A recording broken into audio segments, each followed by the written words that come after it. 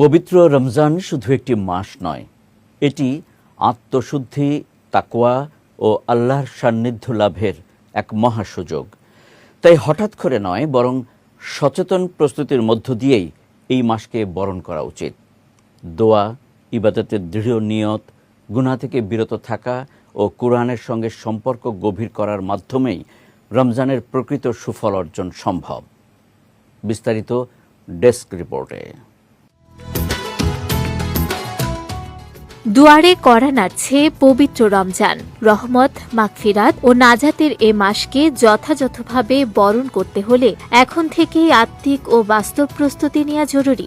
একজন মুমিনের উচিত আল্লাহর কাছে দোয়া করা, তিনি যেন সুস্থতা ও জীবন দান করে রমজান পর্যন্ত পৌঁছার তৌফিক দেন এবং এ মাসের বরকত অর্জনের সুযোগ করে দেন। মহান আল্লাহ বলেন, আমি দোয়াকারীর দোয়া কবুল করি যখন সে আমার কাছে দোয়া করে।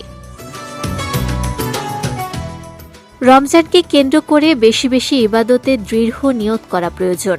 কোরআন তেলাওয়াত, নফল নামাজ, ইস্তেগফার ও দান সদকার পরিকল্পনা আগে থেকেই সাজালে আমলে ধারাবাহিকতা আসে। মুহাম্মদ সাল্লাল্লাহু আলাইহি ওয়াসাল্লাম বলেছেন, কাজের ফল নিয়তের উপর নির্ভরশীল। তাই বিশুদ্ধ নিয়তি হোক প্রস্তুতির প্রথম ধাপ।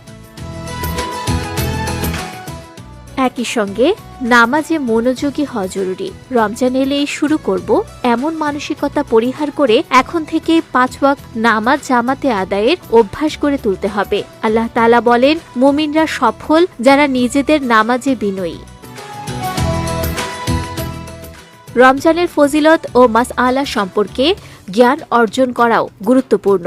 নির্ভরযোগ্য আলেমদের থেকে প্রয়োজনীয় বিষয় জেনে নেওয়া উচিত। পাশাপাশি প্রকাশ্য ও অপ্রকাশ্য গুনাহ পরিত্যাগ করে আত্মশুদ্ধির চর্চা শুরু করতে হবে, কারণ পাপমুক্ত হৃদয়েই রমজানের প্রকৃত বরকত নেমে আসে।